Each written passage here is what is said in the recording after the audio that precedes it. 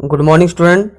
आज हम हिंदी का पाठ नंबर 1 पढ़ने जा रहे हैं जो एक कविता है और इस कविता का नाम है कोई नहीं पराया।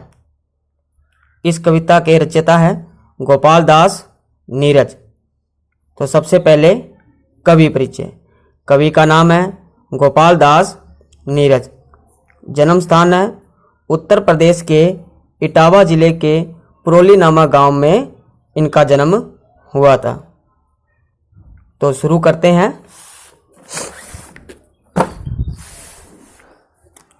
स्टूडेंट, जैसा कि आप देख रहे हो ये आपकी बुक है और ये रहा आपका पाठ नंबर 1 कोई नहीं पराया। तो शुरू करते हैं। कोई नहीं पराया मेरा घर सारा संसार है।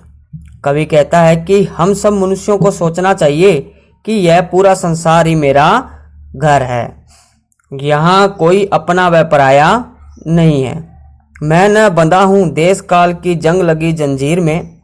मैं न खड़ा हूँ जाति पाति की ऊंची नीची भीड़ में। जंग का मतलब होता है धातु पर लगा मैल। कवि कहता है कि मैं देश या समाज में फैली मेली कुचेली परंपराओं या रीति रिवाजों में बंधा नहीं हूँ और ना ही मैं जाति पाति व ऊंच नीच के भेदभाव को मानता हूँ। मेरा धर्म न कुछ शाही शब्दों का सिर्फ गुलाम है। मैं बस कहता हूँ कि प्यार है तो घट घट में राम है। कवि कहता है कि मेरा धर्म किसी धर्म ग्रंथ में लिखी बातों का गुलाम नहीं है, अर्थात मैं किसी एक ही धर्म के नियमों को नहीं मानता हूँ, बल्कि मेरा मानना तो है कि जहां पर भी आपसी प्यार बसता है वहीं पर राम अर्थात ईश्वर विराजमान होते हैं। मुझसे तुम न कहो मंदिर मस्जिद पर मैं सर टेक दूं। मेरा तो आराध्य आदमी देवालय हरिद्वार है। कोई नहीं पराया मेरा घर सारा संसार है। आराध्य का मतलब होता है जिसकी पूजा की जाए। कवि कहता है कि तुम मुझसे ये मत कहो कि मैं मंदिर में माथा टेकूं या मस्जिद में, क्योंकि मेरे आराध्य कोई भगवान नहीं बल्कि इंसान है और मनुष्य का हर द्वार मेरे लिए देवालय अर्थात मंदिर के समान है। कवि कहता है कि यह पूरा संसार ही मेरा घर है। यहाँ कोई भी अपना व पराया नहीं है। स्टूडेंट, ये है इस पहले पद्यांश की व्याख्या। कहीं रहे कैसे भी मुझको प्यारा यह इंसान है। मुझको अपनी मानवता पर बहुत बहुत अभिमान है। कवि कहता है कि इस धरती पर रहने वाला प्रत्येक इंसान चाहे वह कहीं भी रहे कैसे भी रहे मुझे वह बहुत प्यारा है और अपनी इसी मानवता पर मुझे बहुत अधिक अभिमान है।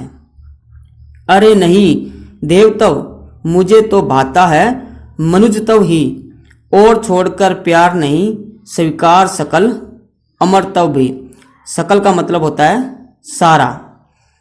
कवि कहता है कि मुझे देवतव नहीं बल्कि मनुजतव ही अच्छा लगता है, जिसमें प्रत्येक इंसान के दिल में दूसरे इंसान के प्रति प्यार बसता है और इस प्यार को छोड़कर मुझे अमरत्व भी स्वीकार नहीं है।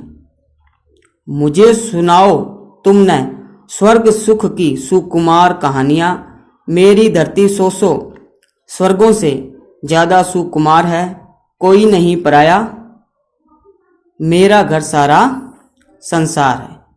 कवि कहता है कि मुझे स्वर्ग में मिलने वाले सुख व उसकी अच्छी कहानियां मत सुनाओ, क्योंकि उस स्वर्ग की बजाय मेरी धरती पर ही स्वर्ग से ज़्यादा सुख है, क्योंकि यहाँ के लोगों में आपसी प्यार व सहानुभूति है। कोई नहीं पराया मेरा घर सारा संसार है। कवि कहता है कि यह पूरा संसार ही मेरा घर है। यहाँ पर कोई भी अपना व पराया नहीं है। स्टूडेंट, ये है इस दूसरे पद्यांश की व्याख्या।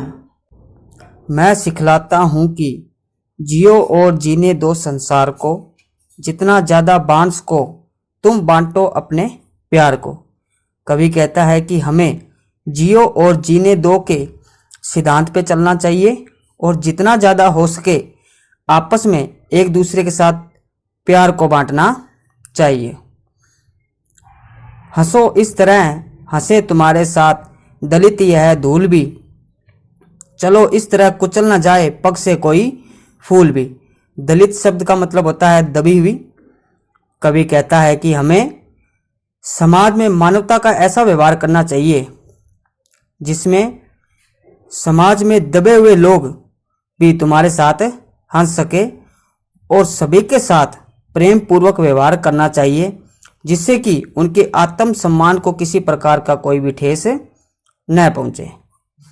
सुख न तुम्हारा सुख केवल जग का भी उसमें भाग है, फूल डाल का पीछे पहले उपवन का श्रृंगार है, कोई नहीं पराया मेरा घर सारा संसार है। श्रृंगार का मतलब होता है सजावट। कवि कहता है कि तुम्हें जो आपसी प्रेम का सुख मिल रहा है वह न केवल तुम्हारा है बल्कि उसमें संसार का भी भाग है। जिस प्रकार फूल डाल का बाद में पहले उपवन की शोभा बढ़ाता है, ठीक उसी प्रकार मानव भी मानवता की शोभा बढ़ाता है। अंत में कोई नहीं पराया मेरा घर सारा संसार है। कवि कहता है कि यह पूरा संसार ही मेरा घर है और इसमें कोई भी अपना व पराया नहीं है। स्टूडेंट, यह है अंतिम पद्यांश की व्याख्या। इस पूरी ही कविता से हमें यह शिक्षा मिलती है कि हमें समाज में फैली हुई जाति पांति व ऊंच नीच के भेदभाव को मिटाकर आपस में मिलजुल कर रहना चाहिए। इसी के साथ आपके पद्यांश के नीचे ही एक ज्ञान से भरी हुई बात लिखी हुई है, जिन्होंने जॉर्ज बर्नार्ड शॉ ने जो ये लिखा है कि देशभक्ति मूल रूप से एक धारणा है कि कोई देश इसलिए दुनिया में सबसे अच्छा है क्योंकि आप यहाँ पैदा हुए थे। ये हुआ स्टूडेंट आपके पूरे ही कविता की व्याख्या। आप सभी इस कविता को ध्यान से पढ़ोगे और इसमें से जो भी प्रश्न बीच में से बन रहे हैं उन्हें अपने आप बनाकर करने की कोशिश करोगे। स्टूडेंट, अब वो काम जो आपको कॉपी के अंदर करना है वो इस प्रकार है कि आपको मौखिक प्रश्न कॉपी में नहीं करने हैं, उसके अलावा लिखित प्रश्न या कोई व्याख्या आ जाती है वो करनी है। कहने का मतलब है कि मौखिक प्रश्न को छोड़कर उसके अलावा जो भी आपके प्रश्न के उत्तर चढ़ाए जाते हैं वो सभी आपको कॉपी में करने हैं। अगले पार्ट की चर्चा हम अगले वीडियो में करेंगे। धन्यवाद।